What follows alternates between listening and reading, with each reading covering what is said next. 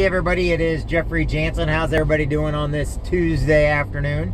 Hope you're all having a great day. Hope you all are basically doing something worthwhile today. Gracie and I are going to write Sister Florence Kuhn a couple letters today. I'm heading to pick up Gracie right now. I talked with my Aunt Jan, and she asked me, and we are going to be writing some letters. If you know my Sister Florence Kuhn, if you're on one of my broadcasts and you know who my great aunt Sister Florence Kuhn is, let me know, and I'll get you an address. You can actually mail her letters if you'd like. She's over at the Mother House in Indiana, so a lot of you do know who she is. She's in her 90s. She used to work over at St. Vincent's. That's where a lot of people know her from, is from St. Vincent's and St. John's. So if you want her, we're going to be writing her some letters. And I think if you guys want, we're going to write some nuns over at the Mother House up there. I'm sure they're bored. So I'm going to try to get a couple of my friends on here to write up to the Mother House where all these Catholic nuns are, to write a couple letters, handwritten letters that'll help your kids write. And if you want, these nuns will write back also. They're great people. One of the things you can do with your kids today, and I think it's very, very important, is, you know, you might think you don't have anything to do with them, but you got a lot to do with them. And I think one of the greatest things you can do is write your family and friends handwritten letters. Write the letters, put it in an envelope, seal it, put an address on it, and send it. You know, one of the greatest things, one of the funnest things you can do anymore is when you get snail mail. Now, can you imagine the look on your family and friends' face if they get a letter from you? It's something I used to do when I was in the Marine Corps. I used to send out letters. I probably sent out more than anybody else to family, friends, maid, pen pals, and I still do it to this day with friends I have all over the world. Now, granted, we got lazy with social media, emails, and stuff like that, but I still like to write my family and friends handwritten letters, let them know they're okay. I send off pictures that Gracie makes for them and stuff like that. It means so much more to somebody. It also helps your kids with their handwriting. It helps them with their spelling. It helps them with their grammar. Yes, I know a lot of you are going to ask, what's wrong with my grammar? What's wrong with my spelling? Yeah, I'm just a slow learner. Like, in about 60 years, I should get all that covered just fine. Okay? One of the things do not do in any of the letters or on any of your posts, don't bring up politics. Don't bring up the coronavirus unless you want to. The thing about it is, we need to keep things positive, okay? The coronavirus is bad. We get that, okay? We understand that. That's something that... So let's start finding positives to put out there for people, okay? I come from Quincy, Illinois, a great community where there is a lot of awesome people. And it's funny is because they can put their political affiliations aside, and they come together and they work with each other. I can't tell you how many floods that they've helped each other with. I can't help how many storms. We get some crazy storms here sometimes, okay? I can't tell you when someone's got sick or cancer, how many people come together. In fact, somebody called me something the other day, and I looked at him like, no, I don't judge people by politics or their religion, the color of skin. I don't judge people like that. I judge people about their character and how they hold themselves up and what they do. And I was like, the reason why is because I'm not going to get in those debates that create enemies when I don't need to. I like people around me. I like the people in my hometown. I don't care what their political affiliations are, because more than likely, they probably think the same way you do. They just call themselves something different. So, like I said, make sure when you're writing these letters, you know, and do it. And if you guys need somebody to write to, I got all kinds of people all over the world, all over the United States, that love doing pen pals, especially with kids and stuff like that. Okay?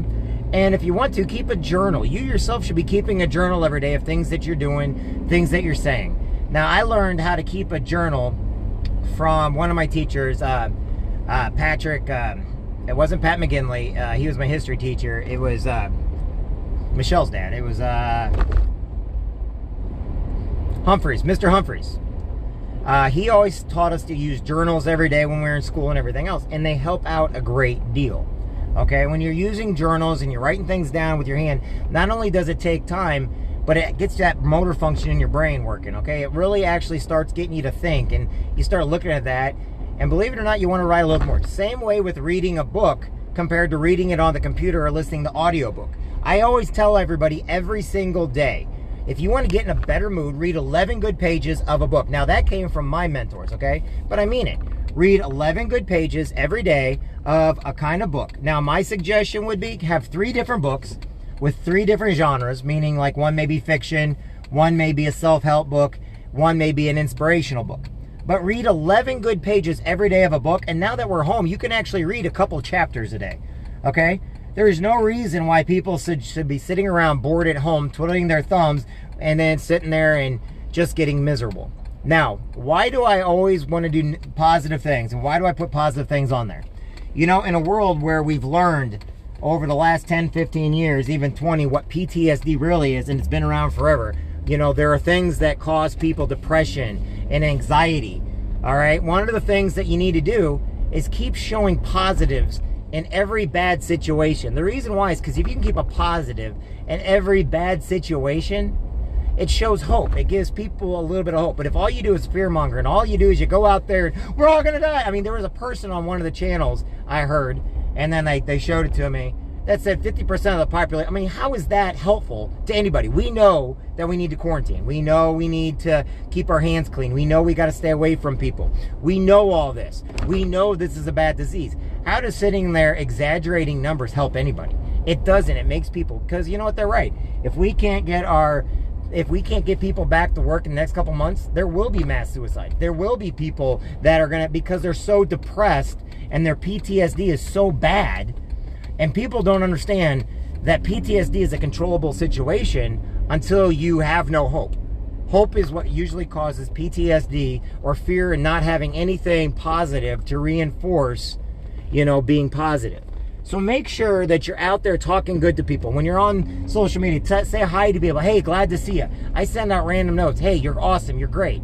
I'm making bread for people today. Making bread for friends of family. I don't consider anybody an enemy. I know people do their jobs, and I know they're good at them, and I know sometimes, you know, we don't always agree with what somebody else says, but I don't hold anybody accountable for what they do, because they haven't done anything that's putting my life in jeopardy, or the life of my daughter or my family. Okay? I know some people ask, how can me and my daughter's mother get along great. I think the world of her. She's awesome. You know, we get along fine. That doesn't mean I have to hate her just because we don't see eye to eye on things. I don't see eye to eye with everybody in my family. You know, Marines, I had one of my buddies on here that's a Marine the other day say, oh, I'm like, no, you just assumed that was me. He goes, I love you anyway because you're a Marine. Great. But you didn't know who I was, so you assumed wrong. And he automatically right away thought I was, and he was just joking around with me, of course. But I sent him a message like, no, actually, that's not me at all. I was like, and I don't put anything like that on my pages or anything else. He's like, really? He didn't even know. He just assumed, because we're so busy, you know, tearing people apart, putting people down, you know, we just assume instead of finding out the facts. So my question to you is, what positive stuff are you doing today? Yes, I got a lot of ramblings I do, and yes, you know, I understand that everybody listens to this, but what positive are you doing today that's making your life and the lives of people around you better? All right, sorry everybody, I'm also picking up my daughter right now, and then with her and I got to go over and get something. So positives you can do today. First thing in the morning, tell your kids you love them. Very first thing. Don't, you know, second positive you do, don't argue with your baby's mom or dad or anything like that, you know.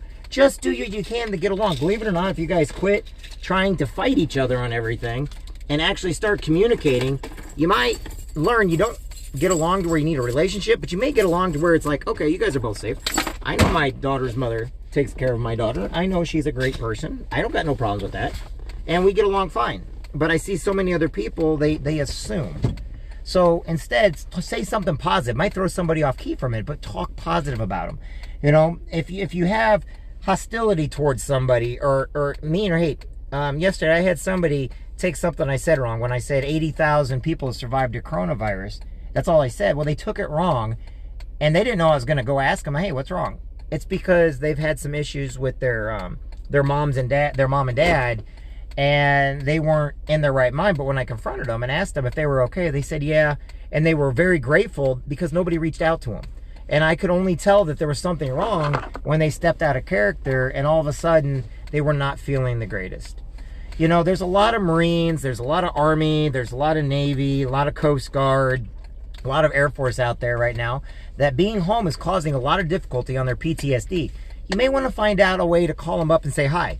Truck drivers right now, I keep saying this on every little thing, they are the heroes. And also, by the way, those train cars and the train the people that work on the trains and the train tracks and everything else, they're keeping our country moving right now, okay? But a lot of times they may have to go to McDonald's or Wendy's to eat, but with everything shut down, they can't go through the drive-thru. So my suggestion would be, if you see one, ask them if they can take their money, order for them, okay, and then go through the drive-thru, pick it up for them, and that way they won't get in trouble for trying to, that way they can eat, because they can't walk up to a drive-thru window. And let's not break any rules, okay? Our police officers and sheriff's department and all that's out there right now, okay? They're doing one heck of a job, and it's a strain on them because they have to be out there, but they're treating everybody with respect. They understand the magnitude of what's going on. We need to understand these are heroes, okay? Firefighters are going to basically be coming for any emergency situation. They're heroes. Nurses, my gosh, people, look at the strain on the nurses, the nurse practitioners, the doctors, the security, the valets. They are heroes because right now, there are people that are trying to come and get checked that aren't sick, mixed in with the people that are sick, and it's just overloading them, okay? You think that we need all these masks. You know what's going on right now? The more burden we put on them because we need to know, yet we have no symptoms or anything else, they go to work even when they have sick kids at home, even when they have loved ones sick at home. They're still going to work knowing they're helping us, but also knowing they could bring something back. So they're heroes because they're putting their life on the line for each and every one of us. And by them doing that makes them great. But we need to understand that. We need to watch out for that, okay?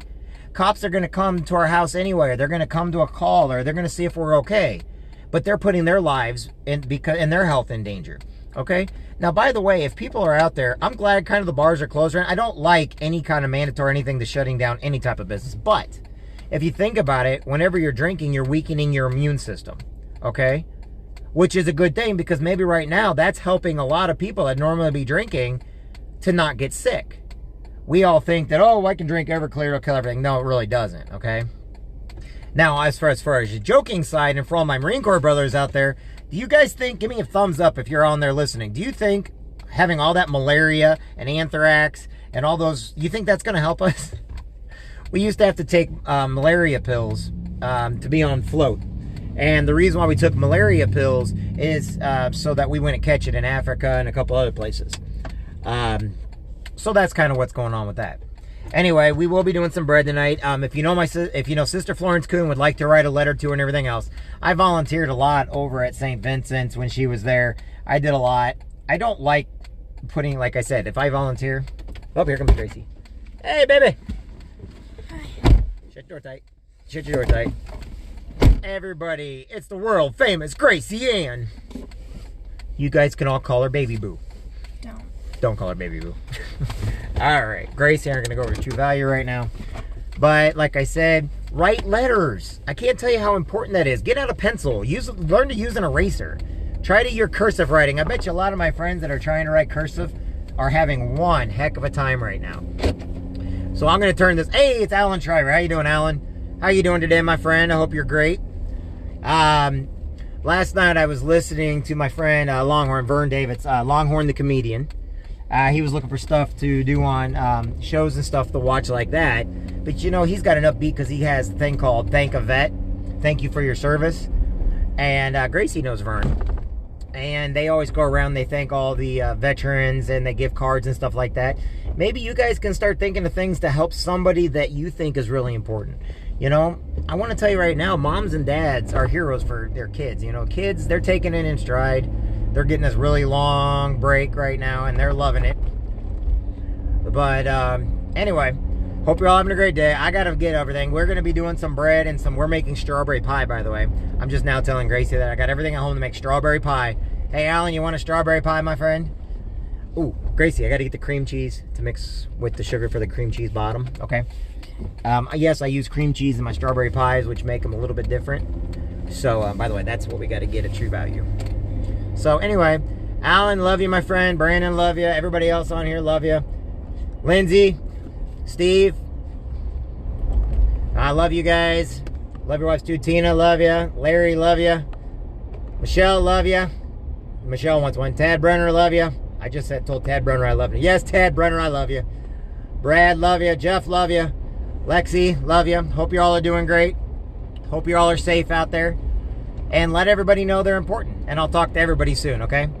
I'll talk to everybody later. We're heading over to True Value. We'll be doing some bread and some strawberry pies, and we're going to have all kinds of fun. And wait till we're able to get out in the garden. It's even more fun. So talk to everybody soon. Bye now.